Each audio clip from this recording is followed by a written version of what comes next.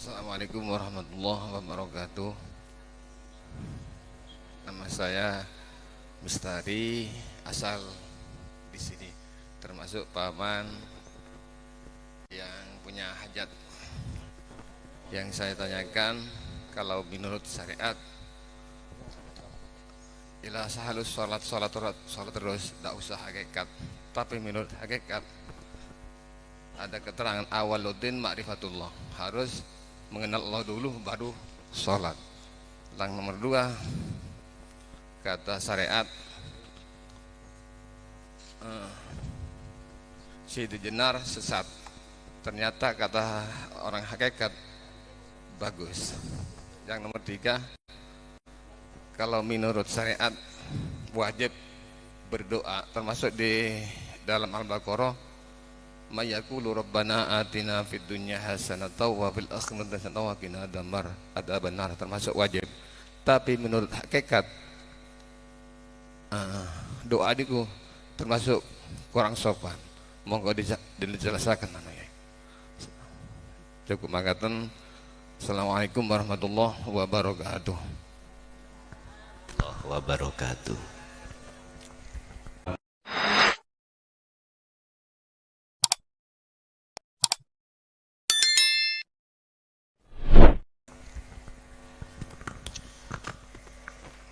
Hafidhu ala sholawah wassolatil wusta wa qumu lillahi qanitin. Surah Al-Baqarah ayat 238. Miturut syariat, wong-wong sholat iku ra penting khusyuk apa enggak khusyuk, sing penting jalankan. Miturut hakikat awwaluddin ma'rifatullah, sebelum sholat harus makrifat dulu Pak Allah. Pun niki tak sinkron nggih, cek mboten tabrakan. Di dalam kitab Hikam karangan Syekh Ibnu Athaillah, niki kitab sing jumhur Pak, iki biasanya dibuat pedoman oleh ahlu sunnah wal jamaah ketika saat meningkatkan pelajarane ke hakikat makrifat atau sering disebut ilmu tasawuf. Dawuh ngeten, untuk mencapai makrifat Allah itu macam dua. Pertama, jalurnya disebut wasilun. Kalau tulis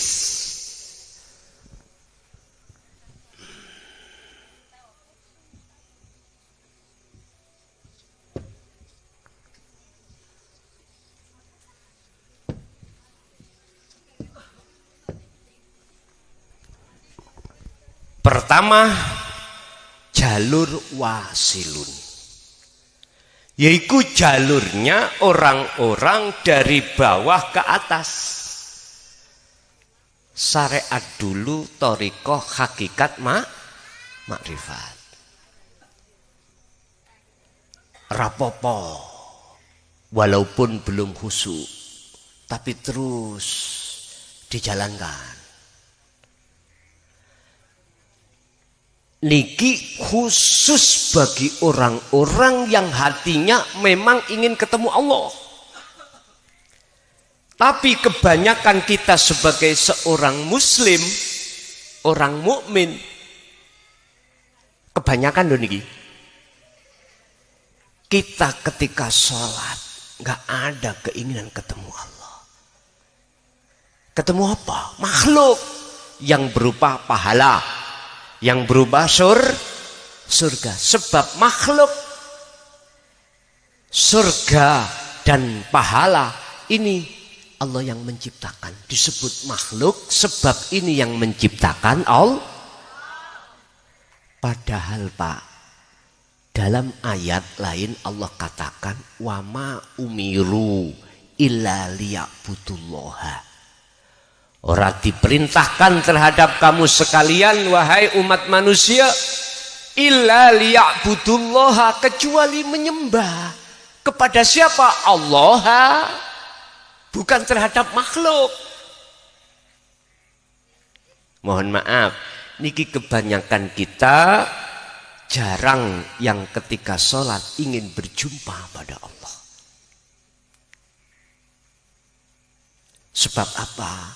Sebab kita belum dididik ilmu tauhid. Nah, sementara ilmu tauhidnya terkesan ditutup-tutupi. Yang alasannya katanya ini intan mutiara yang berharga, harus saya sembunyikan. Ini sistem dari abad ke abad dulu, Pak. Tapi ketika sudah masuk di tahun 2014 kemarin, banyak masyayikh yang berani membuka pelajaran ini secara umum. Tapi yo siap-siap dibenci, dihina, dan lain sebagainya. Bahkan dikatakan ajaran sesat. Contohnya saya sendiri. Saya itu mulai tahun 2000, Pak, menyampaikan tentang tauhid ini sampai sekarang. Jenengan tidak tahu kalau saya pernah dipenjara 3 tahun. Pernah. Saya itu diusir dari kampung, ditengarai. Apa yang kuajarkan itu ajaran sesat. Pada saat itu semuanya sudah kulampui, Pak. Tapi tidak menjadikan saya berhenti atau mundur ke belakang. Enggak. Tetap saya maju. Oleh karena saya jelaskan dari sistem wasilun, maka pada hari ini kami bisa hadir di tengah-tengah saudara saya di Pasuruan. Saya punya saudara, Pak, Pasuruan itu, Pak. Mungkin jenengan kenal, di daerah Rembang, desanya Pekoren. Di situ kakak saya perempuan namanya Mas Fufah itu dinikah oleh adiknya Gus Muhin, Ki Haji Muhaimin. Pekoren mungkin jenengan tahu. Punya adik namanya Khazinatul Asror, sebutannya Kiai Khazin. Niku ngeromo menikahi kakak saya yang pertama. Beliau itu pernah, Pak, waktu sholat Jum'ah niku. Sekitar kalau nggak salah tahun 80, kalau nggak salah. Niku ngeten. Masuk masjid, ketika Jumatan, beliau langsung, belum selesai Jumatannya, pulang, lewari. Tapi almarhum sudah almarhum. Terus ditakoi abah ngeten, Zin, kui kok gak sholat Jum'ah ono opo? Mohon maaf, Pak nggih. Mohon maaf. Lewat dasar ayat ulaika fi ulaika kal an'am wa adallu sabila. Orang-orang, mohon maaf sekali lagi, saya tidak bermaksud untuk mengatakan individu atau yang enggak. Ini turut ayat ini. Orang-orang yang hatinya itu tertutup oleh wujud sakliyane Allah, akhirnya Allahnya tidak nyata. Bentuknya, karakter, sifat orang tersebut miturut ayat ini kal an'am. Artinya apa? Beliau kakak saya itu, kalau nek manggil Gus Khazin, nek zaman biyen niku nek manggil kakak niku dikengken nyebut Gus, ngoten. Nek sak mangke napa? Kang, Kak, ngoten Mas, lah ngoten nggih. Nek dulu Gus. Gus Khazin niku ditakoki abah, krana apa kok melajeng, lari keluar dari masjid? Karena melihat orang yang berjamaah kadah itu kepalanya bukan manusia. Loh, bisa jadi jenengan mengke nanti jenengan ya, ketika sudah besar dzikirnya dalam hati nggak bisa dicegah, alam kasaf itu dibuka Allah, akhirnya bisa melihat sifat aslinya seseorang. Jangan kaget jenengan, jangan kaget.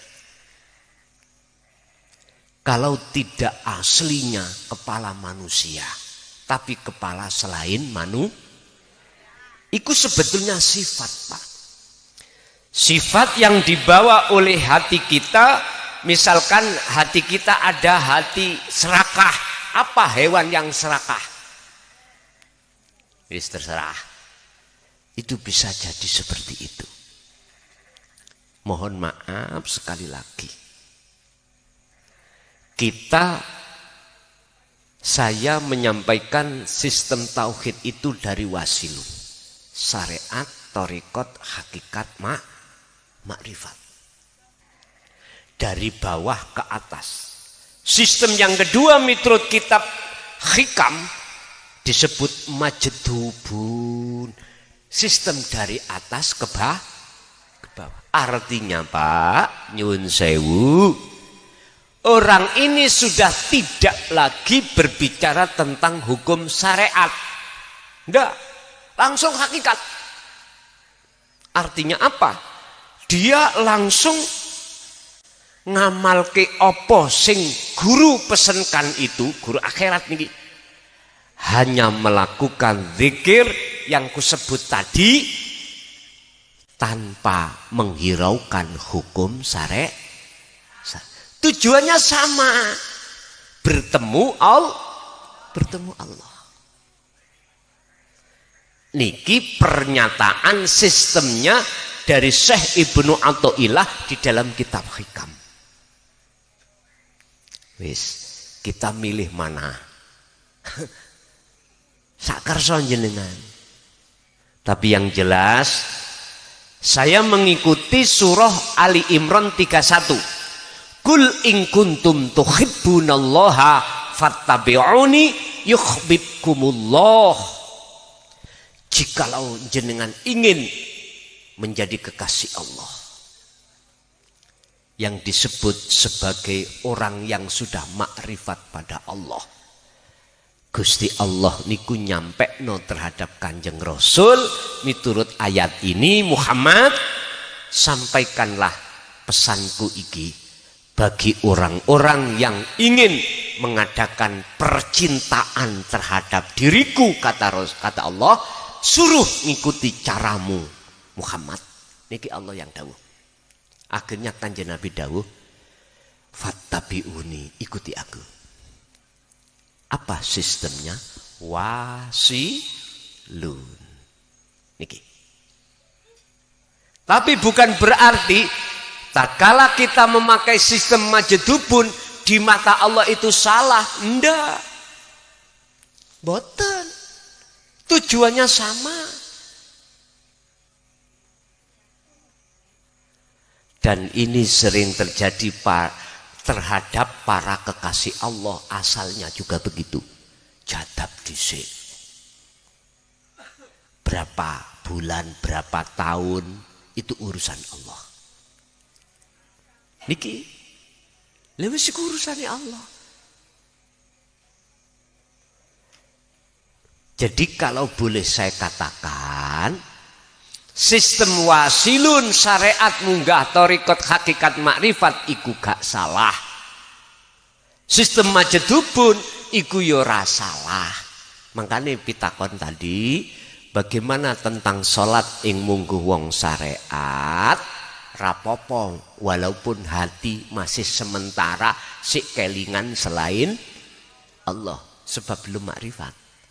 Teruskan, tapi jangan berhenti jenengan di situ.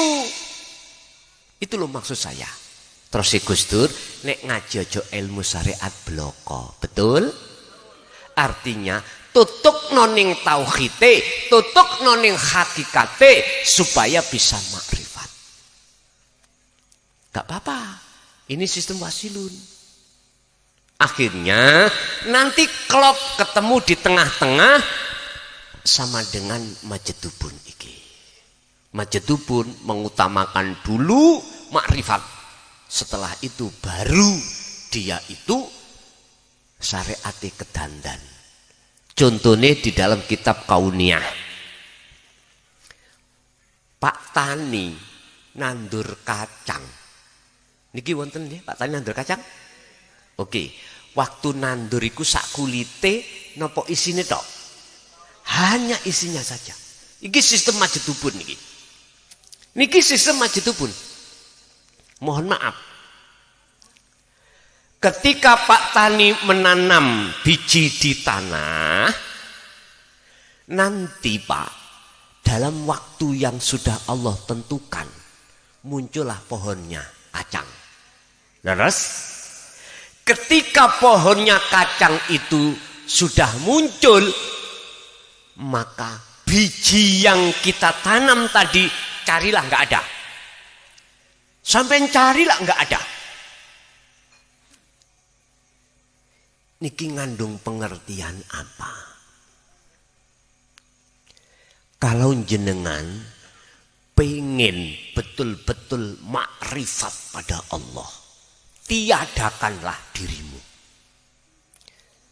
Syekh Ibnu Athaillah dalam rangka hal yang seperti ini diterangkan di fasal 11, idfin wujudaka fi ardil khumul. Idfin mendemo siro, tanamlah, hilangkanlah wujudaka, kewujudan irohi makhluk fi ardil khumuli ing dalam bumi khumul. Artinya bumi kesunyian, yaitu kholwat. Sampeyan titeni, kalau pohonnya sudah rempayak, sudah dianggap sudah bagus, sampeyan lihat di dalamnya ini mesti akan menumbuhkan benih. Namanya kalau di Mojokerto itu kacruk. Ini apa? Sing kecil-kecil ya. Bijinya itu sing masih kecil-kecil itu loh. Apa namanya sini? Kalau sana, oh si kacruk. Artinya kacruk itu belum terlihat, biji kacang belum terlihat. Masih mentil-mentil kecil-kecil. Seiring berjalannya waktu, mesti nanti akan, kalau sudah tua ya, ada biji dan kulitnya. Betul? Gak mungkin biji aja. Mesti ada kulitnya. Artinya apa Pak?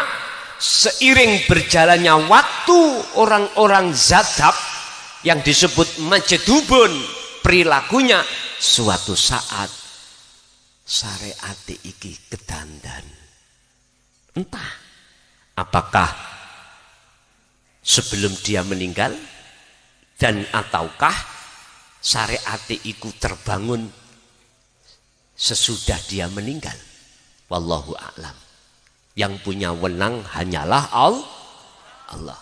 Kalau sistem wasilun, ngapunten Kang Kada, mulai awal syariate tertata birriyadati wal azkar. Riyadoh berarti apa?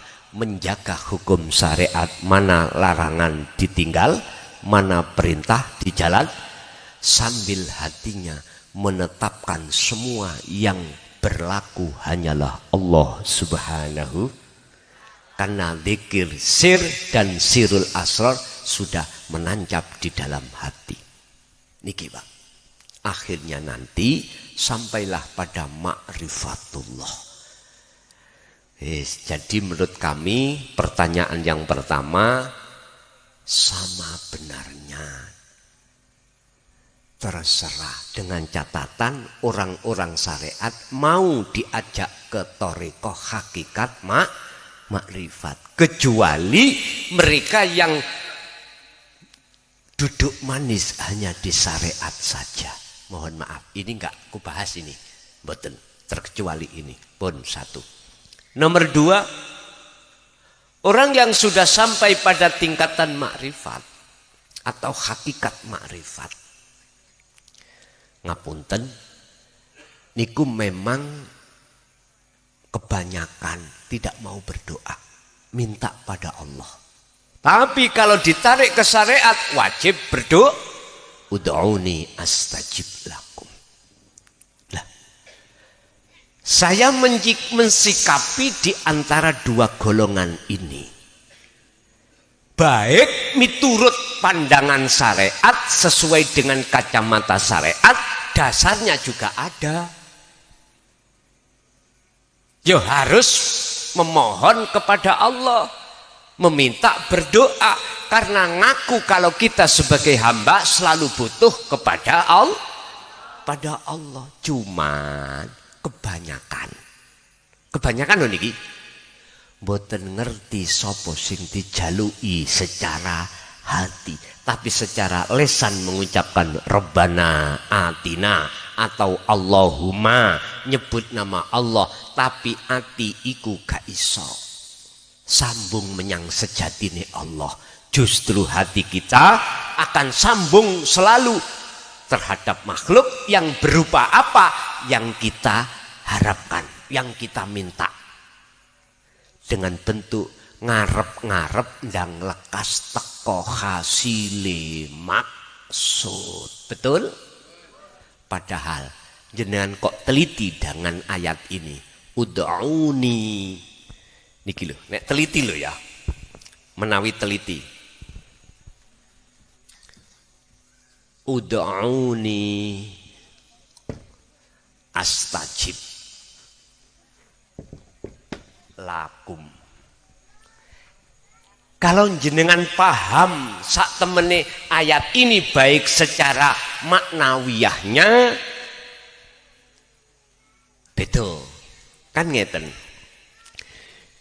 Ud'uni njaluka sira kabeh ni ing ingsun. Di sini ada ya mutakalim. Artinya ya yang menunjukkan wahdah, keesaan Allah. Artinya apa? Sebelum panjenengan iki meminta sesuatu kepada Allah, jenengan wajib makrifat dulu nang Allah, bertemu. Nggak boleh hati ini mengharapkan datangnya apa yang kita minta, sementara satu sisi kita mencampakkan Allah. Sama halnya dengan gini Pak, Yun Sewu. Kita punya tetangga. Tetangga kita punya mangga. Kita nggak punya. Kita ingin mendapatkan mangga, apakah kita ambil mangganya dulu tanpa ngomong sama yang punya mangga, ataukah kita sowan ketemu yang mangga dulu kemudian memohon, Pak D, saya minta mangganya, cara jenengan pilih yang mana? Ayo, yang benar harus bertemu yang memiliki mangga. Supaya apa? Supaya tidak dikatain maling. Nomor maling pinten? Pinten? 16. Kula mboten paham ngoten niku. Umpama jenengan langsung ngambil menek atau kita ambil langsung tanpa izin dulu. Terus yang memiliki Pak D kita tadi, tetangga kita, tahu. Bilang apa? Maling. Lah ngoten nggih? Oh, ini lo diatur, Pak. Mestinya kita sebelum Allahumma, hati itu harus meniadakan keakuan kita sebagai makhluk. Berarti menemui Allah wujudnya baik yang ada di dalam dan di luar jenengan kali kula, sebab Allah itu tidak jauh dari kita. Huwal awwalu wal akhiru wadz-dzahiru wal batinu. Wujude Allah iku ya ning jero ya ning jaba jenengan kali kula niki. Nggih niki lho Pak. Pak, Bu. Niki lho. Paham? Oke. wajib. Kalau itu sudah jenengan lakukan, maka jawabnya iki janji Allah, astajib. Bakal saya kabulkan permintaanmu lakum sira kabeh. Astajib mongko bakal nyembadani sapa ingsun Allah lakum terhadap apa yang kau minta. Lho iki jaminan. Nah, sedangkan kebanyakan kita itu tidak mau menemui Allah dulu, makrifat dulu. Ini kebanyakan. Bapak Ibu hadirin rahimakumullah, apabila jenengan menemui Allah dulu, maka doa itu boleh dilakukan. Secara hakikat orang-orang yang sudah mencapai makrifat pada Allah, mengapa kebanyakan itu nggak mau berdoa? Karena beliau itu khawatir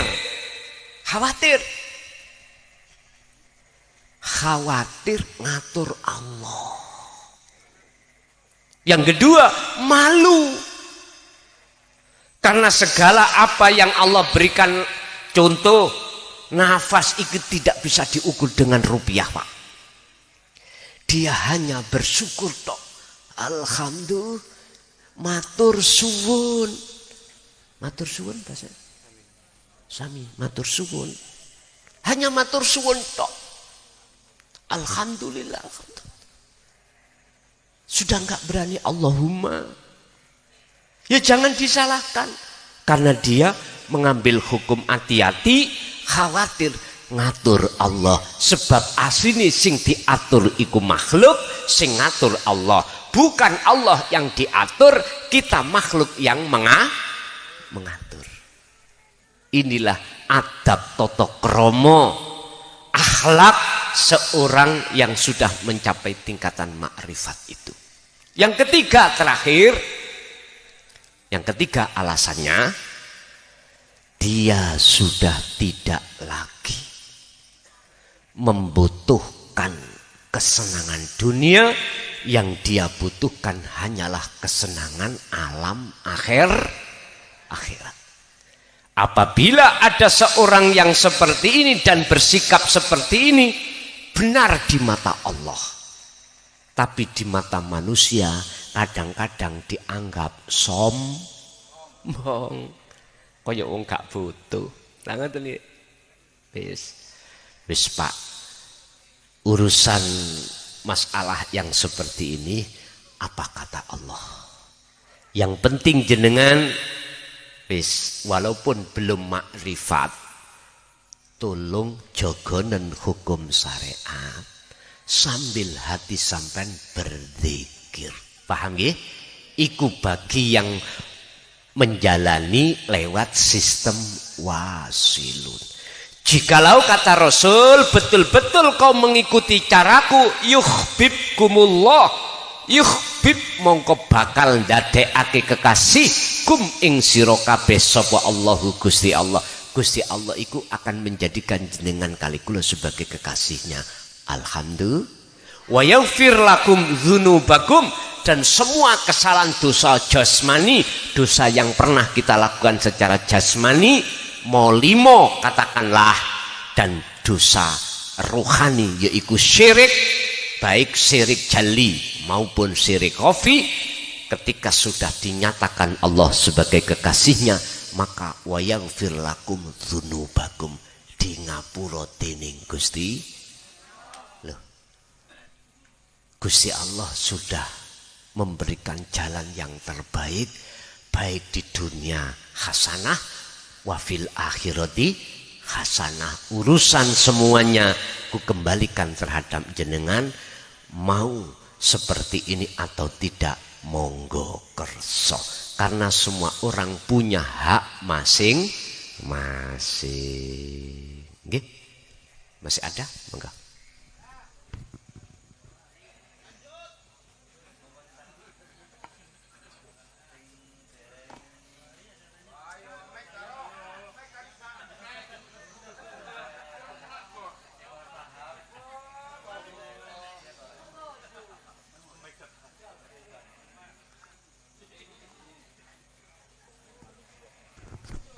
Cukup Bapak Ibu?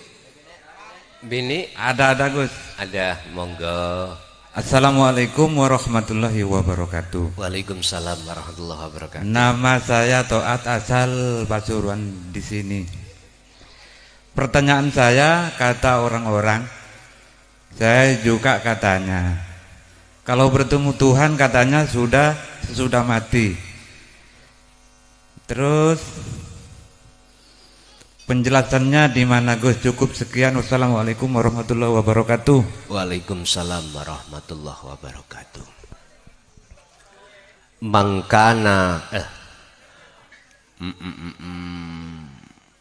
Mangkana yarju liko arabihi falyamal amalan solihan wala yusrik bi'ibadati rabbihi ahada. Surat Al-Kahfi ayat 110. Miturut undang-undang hukum syariat dulu, bertemu Allah itu wajib setelah kejadian yang berupa kematian. Mati dulu, lalu bisa bertemu Allah. Lah, niki Bapak Ibu, yang dimaksud secara syariat mati yang dibawa ke kuburan itu loh Pak. Ruhnya wa inna ilaihi. Sebab waktu ono dunya, waktu ada di dunia, ini nggak bisa bertemu Allah, karena bertemu makhluk-makhluk. Pun nyun sewu. Bagaimana pandangan hakikat, kacamata hakikat tauhid? Tolong dibuka di dalam surah Al-Ahzab ayat Al-Qasas ayat 77. Gusti Allah dawuh gini. Wabtaghi fima atakallah darul akhirah walatan sanasi baka minat dunya. Di sini ada alam dua Pak. Alam akhirat dan alam dunia. Tapi miturut ayat ini yang diletakkan di depan itu alam akhirat, bukan alam dunia. Justru alam dunia diletakkan di nomor 2. Wabtaghi, raihlah, dapatkanlah, fima ing dalem opo ataka kang wis nganugrahke ka ing sira sapa Allahu Gusti Allah, apa yang sudah disiapkan dianugerahkan, yaitu darul akhirah, alam akhirat. Raihlah terlebih dahulu alam akhirat ini. Artinya apa Pak? Di dunia ini utamakan terlebih dulu pertemuanmu terhadap Allah. Makanya tadi disebutkan awwaluddin ma'rifatullah. Ini harus sampai kali kula ning dunya, di dunia ini bertemu Allah dulu. Sebab apa? Menemui Allah di darul akhirah. Tolong ayat ini juga ada kolerasi dengan surah Al-Ahzab 21 sebagai teladan Kanjeng Nabi, percontohan Kanjeng Nabi terhadap kita. Laqad kana lakum fi Rasulillahi uswatun, wujute uswatun hasanah iku apa? Liman kana yarjullaha. Di dunia ini jenengan wajib ada hati keinginan untuk bertemu Allah. Di mana? Wal yaumal akhirah, ning alam akhirat. Caranya wa dzakarallaha katsiran, kuncinya hanya dengan berzikir sebanyak-banyaknya. Loh. Berarti miturut ayat ini alam akhirat, pertemuan terhadap Allah di dunia ini sudah ada.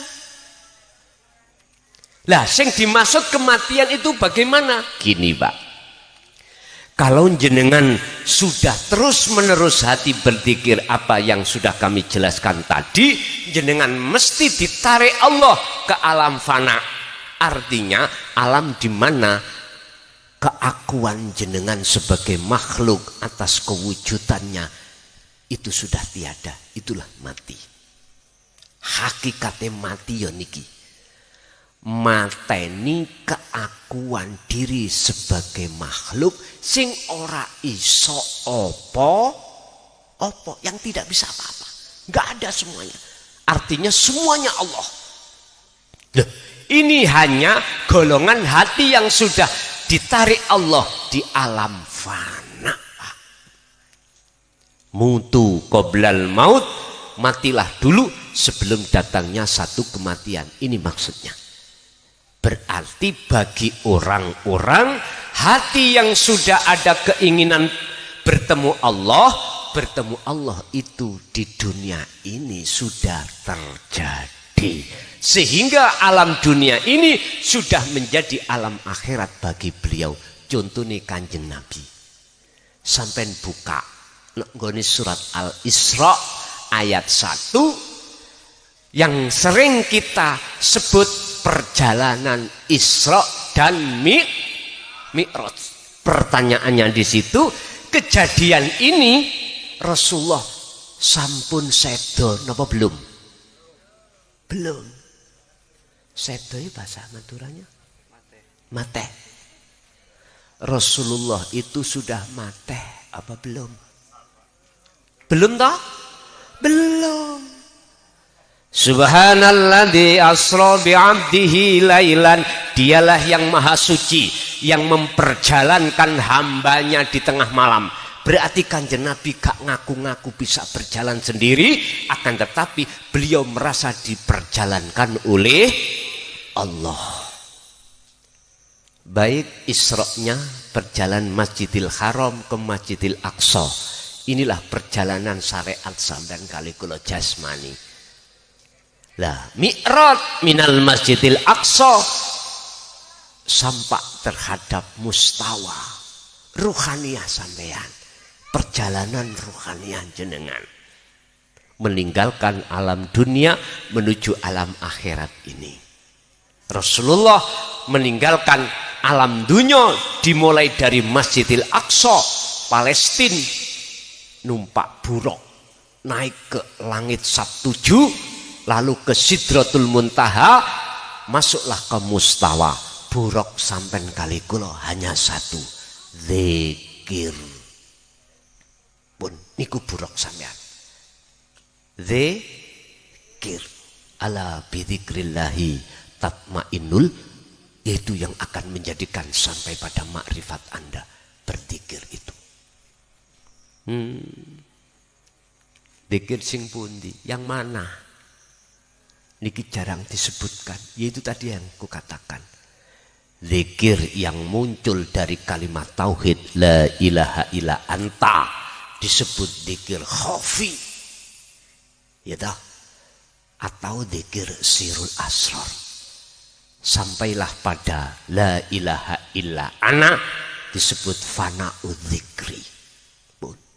Gini ki mustawa kalau bahasa Rasul, kalau bahasa kita alam musyahadah, alam kelanggengan, alam yang sudah tidak ada siapa-siapa, yang ada hanyalah Allah Subhanahu.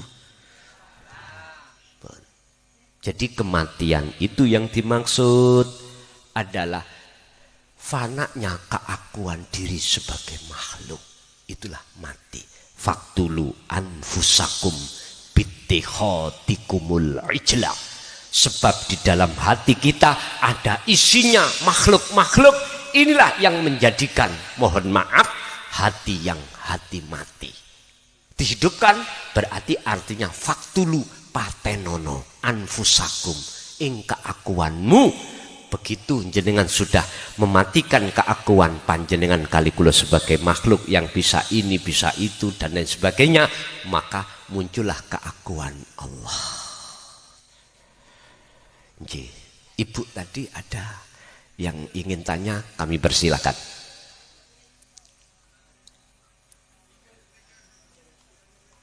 Monggo Bu.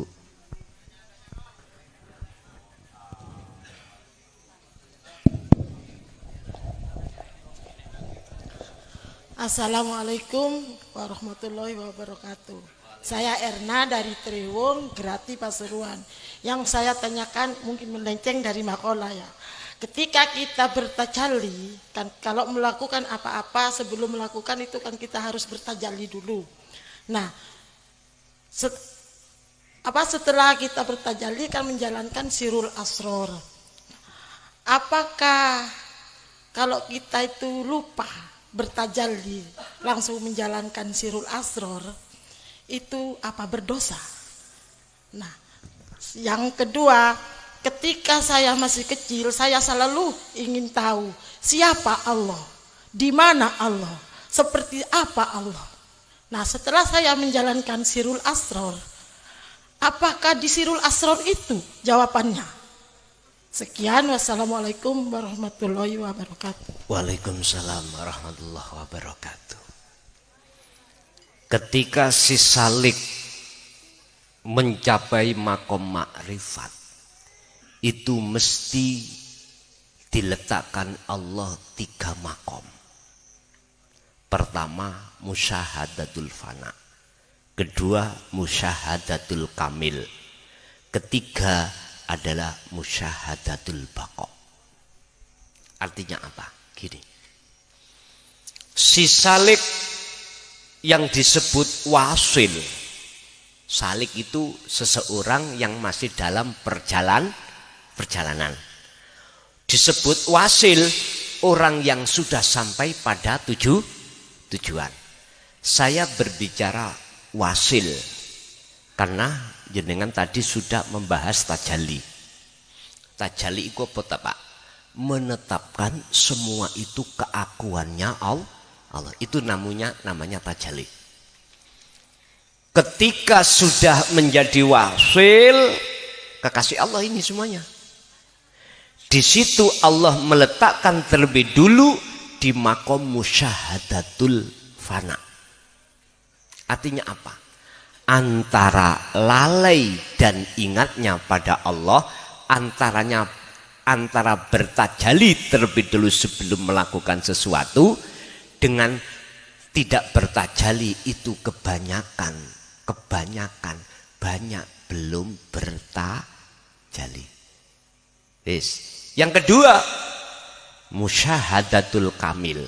Kebalikannya, lebih banyak ingatnya, bertajallinya daripada tidak. Yang ketiga, musyahadatul baqo. Ini adalah selalu dan selalu. Pertanyaannya, bagi wasil yang ada di makom musyahadatul fana, ketika lupa tidak bertajalli apakah berdosa? Ini pertanyaannya. Jawabannya, wala bagin wala adin innallaha ghafurur rahim. Dimakfu alias di ngapura, karena yang menjatuhkan lupa itu dia sadar Allah, yang bisa ingat dia olehnya ingat, semuanya sebab Gusti. Kalau seperti ini mboten berdosa. Inilah proses kita Pak. Ketika si wasil musyahadatul fana terus olehnya melatih dzikirnya, tajalinya, maka dipindah Allah kelas 2 dipindah kelas 3 pun. Niki golongan 2, sing 3 disebut 2, 1 dan 2 disebut makom mahfud, yang ketiga ini disebut maksum. Udah. Pertama. Kedua, waktu saya kecil, saya itu selalu bertanya dan mencari siapa Allah itu, di mana Allah itu. Penjelasan di dalam Al-Quran itu, dalam surat Al-Hadid ayat 3 Allah katakan, dia itu di awal, di akhir semua acara. Artinya yang mengendalikan acara malam hari ini cuman Allah. Gak diweni udan ya karena Allah, dikasih hujan juga karena Allah. Ini Huwal awwalu wal akhiru wal zahiru wal batin. Allah juga di zahir, juga di batin. Wa qala aidan wa nahnu aqrabu ilaihi min hablil warid. Aku, kata Allah, lebih dekat dari urat leher, urat nadi. Inilah Pak, sampeyan tingali mriki. Ini lho sing kula dimaksud. Akhirnya Quran mengatakan laisa kamislihi, ya mesti mau menyerupakan dengan apa Anda? Ora iso. Sampai lihat, saksikan dengan mata hati, mesti mboten kosong niki. Sing kosong malah sing ngeten iki. Iki miturut ainul basirah. Nek miturut ainul basariyah mata dohir, iki kosong dulur, sing wujud spidol. Inilah teori di antara dua golongan, yaitu am dengan golongan khos. Golongan am kita golongan orang syariat, golongan khos adalah golongan yang sudah makrifat pada Allah. Ya udah. Jadi apakah yasirul asr iku sing dimaksud? Leres niku prosesnya Bu nggih. Tentang sirul asrar kula yakin bagi jenengan mulai kecil sampai tua, aku yakin baru kali ini ada istilah sirul asrar. Bagi yang sudah paham, oh iya, itulah maksudnya dzikir khafi, halus, yang tidak bersuara, bila suarin, wa kalamin, wa lafdin, wa ismin, wa sifatin. Udah. Enggak berbicara nama, sifat yo enggak, suara yo enggak, itulah yang kusebut rasa. Rasa enggak pernah bohong. Kalau saya minum kopi mesti rasa.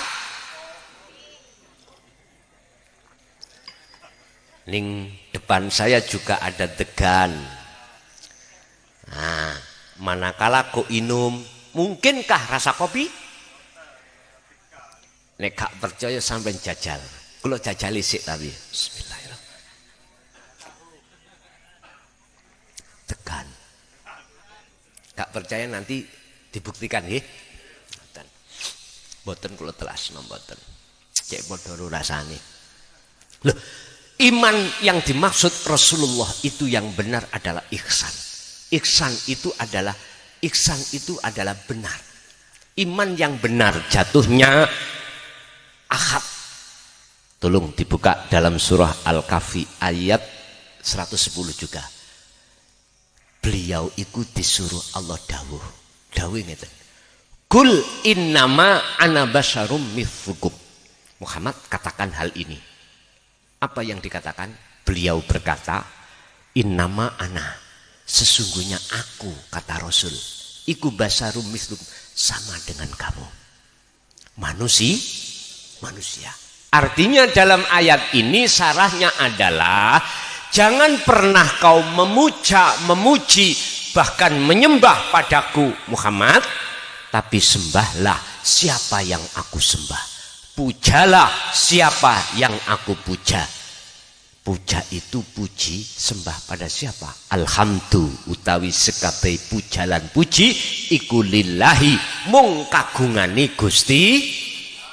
Iki Rasulullah mengajarkan seperti ini. Allah yang bagaimana yang jenengan puji ya Rasul, ilahukum ilahu wahid, itulah Tuhanmu sekalian, Tuhan yang maha esa. Ya niki makanya keesak-esakanlah Allah itu jalani lewat ilmu tauhid. Jelas nggih? Oke. Masih ada lagi?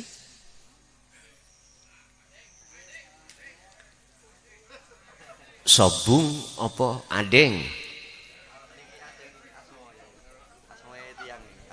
Oh adeng. Assalamualaikum warahmatullahi wabarakatuh. Waalaikumsalam warahmatullahi. Nama saya Adeng Gus. Oh adeng. Saya mau bertanya. Monggo. Banyak ulama yang mengatakan bahwa penghuni neraka kebanyakan wanita. Saya mau bertanya, kenapa? Mungkin ibu bingung, kenapa surga ada di telapak kaki ibu? Sekian, terima kasih. Wassalamualaikum warahmatullahi wabarakatuh. Waalaikumsalam warahmatullahi wabarakatuh. Kenapa seorang penghuni neraka itu kebanyakan dari unsur wanita? Niki wonten kaitane dengan ayat wazuyyina linnasi hubbus syahawah minan nisa. Di situ mengapa tidak minar rijal? Rijal iku wong lanang. Nek minan nisa orang perempuan. Nyun sewu. Kodratik wong wedok, seorang wanita itu diciptakan Allah untuk supaya menarik seorang laki. Sampai di dalam kitab fikih namanya aurat seorang wanita seluruhnya badan kecuali wajah dan telapak tangan. Bahkan suaranya aja iku aurat. Artinya apa? Memang iku sengaja Allah ciptakan supaya manusia itu tertarik. Satu, barang siapa yang tidak bertauhid mesti ketarik saat ini. Sifat jamal iku jamale seorang wanita, boten jamalnya Allah. Niki kalau tidak bertauhid loh ya. Dan ini proses kita memang, Pak. Proses kita memang begitu. Sebetulnya dihadapkan seorang istri atau wanita itu adalah ujian, Pak. Bagi kita, apakah hati kita menyaksikan Allahnya atau menyaksikan makhluknya? W1. Nomor 2, kebanyakan yang mau menerima ajaran tauhid hanyalah laki, tapi bukan berarti wanita tidak mau. Saking gedene tutupe atine wong wedok, mohon maaf Bu nggih, aurat-aurat iku lho membikin sulitnya seorang wanita untuk mengikuti ajaran tauhid. Di Amerika, nek Ameriki mboten. Amerika sana. Makanya saya tetap berdoa kepada Allah selalu umat Hawa itu estu sangat menerima hatinya dimanapun itu. Itu alasan sehingga kalau buktekno ngaji nak ndi ae sing akeh laki-laki. Orang perempuan ini dihitung jari. Nggih ngapunten. Terus bagaimana hubungannya al jannatu tahta aqdamil ummahat? Iki hadis bahwasanya surga itu di bawah telapak kaki.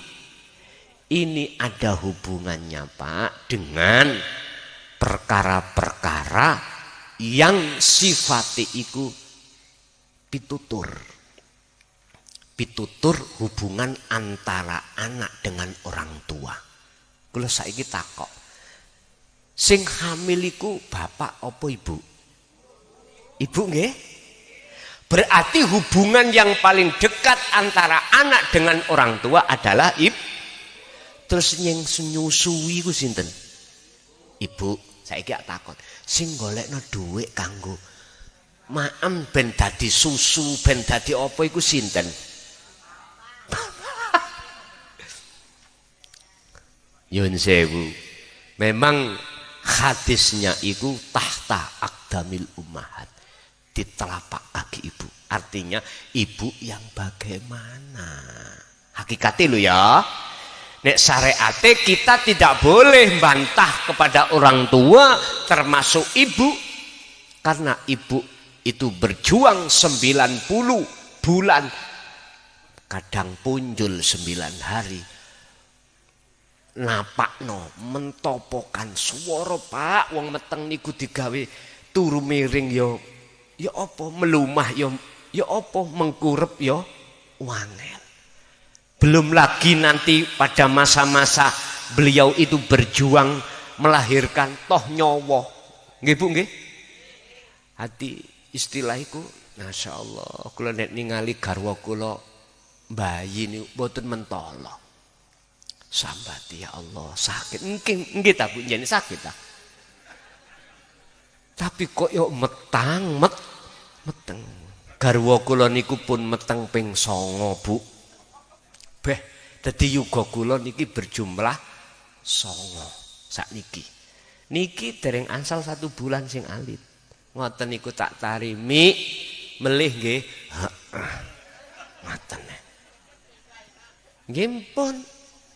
Nggih kula tenggose dadi napa Mbak Yune dulure sing sadurunge niku isih umur setahun dereng. Lah niki pun babaran maneh. Niku jenenge napa niku? Dreman. Nek cara wong Jawa petik iku ngendoka. Mboten napa-napa, mboten napa-napa. Sing penting nyonya kula niku ikhlas. Nyonya kula ikhlas. Lah wong kula tari, mi melih nggih. Heeh. Nggih pun isku urusane Gusti Allah. Dene kok dikasih Allah apa namanya anak ke-11 ya terserah. Wong kula programnya kudu selawe. Wis selawe. Loh, nyun sewu. Dulur kula, mbok kula niku duwe anak pinten sing ketok urip niku 12. Hati kula sing nomor 12. Sing dinikah Gus Khazin wau Pasuruan ya. Niku sing nomor 1. Niku. Pun sedo sedawaya niki kantun sekawan gindil sing tasik urip yang masih hidup termasuk kula. Ngoten. Saya tidak bisa melupakan sejarah kota Pasuruan, Pak. Enggak bisa. Pasuruan, Pasuruh, gitu. Karena ada sejarah kami dengan salah satu tokoh Pasuruan. Maka niku kula mriki tak anggap kula nyambangi dulur kula. Ngoten. Sampean anggap kula dulur sampean, kula nggih nganggep jenengan dulur. Kula waktu kecil sekitar tahun 74 niku sobone teng Rembang kula. Teng Rembang. Numpak dokar tapi dhisik jaman ndugi Melawi, nggih. Teng Rembang desa Pekoren kula ini numpak dokar. Kali mbok nih, mbok dulur-dulur kula ini mesti numpak saweneng. Sakniki pun mboten enten mungkin. Ojek nggih benannya. Biyen dokar, kadang-kadang ki dintuti. Lah wonten burine jarane wis dintuti dan macam-macam. Tapi dadi nang sawen. Tapi dalane nggih dhisik niku mboten kados sakniki. Wis mboten neco. Dereng aspalan nggih. Tapi saweneng ngoten. Pun. Jadi apa mang pitakone Mbak lali aku mang. Oke, seorang ibu secara syariat kita sudah dididik namanya birrul walidain, baik hadis maupun Quran tetap Pak. Tapi secara hakikat jenengan harus memandang siapa di balik seorang ibu.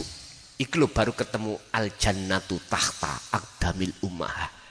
Kalau enggak ada Allah dalam diri seorang ibu, enggak mungkin ibu iso hamil, ibu iso menyusui, ibu bisa ngeramut kita, enggak mungkin. Itulah sebetulnya sifat af'alnya Allah yang diletakkan di dalam seorang ibu itu maksudnya al-jannah rahmah tahta aqdamil ummahat. Artinya patuo siro menyang orang tuamu terlebih ibu iku dalam hal al-imtithalul awamir wajtinabun nawahi. Contohnya Siti Maryam, ngapunten Siti Maryam nopo mendidikit dateng Nabi Isa cuman satu, anik butullaha waztanibut tauhid. Isa Iki Siti Maryam lho ya. Ora ana pangeran sing wajib kok condongno atimu kejaba Allah. Wastanibu tauhid. Hatimu harus menjauh dari selain Allah. Jangan condong hatimu terhadap selain itu. Didikannya beliau seorang ibu. Gini ki sing kula maksud ibu sing wajib kita taati. Mekaten. Yang kedua, apa pertanyaan kedua? Kula supi wau mboten kula catet. Sampun niku tok nggih. Nggih. Tasik wonten masih ada?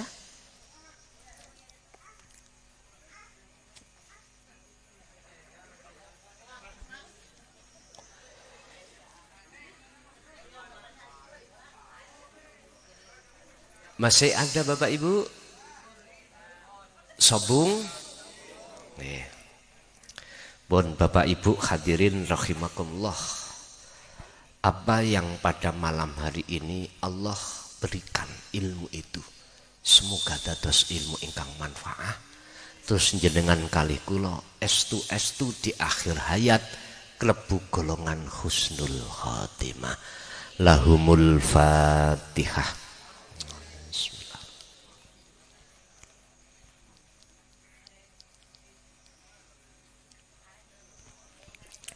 Allahumma salli wa sallim ala sayyidina Muhammad. Alhamdulillahi rabbil alamin.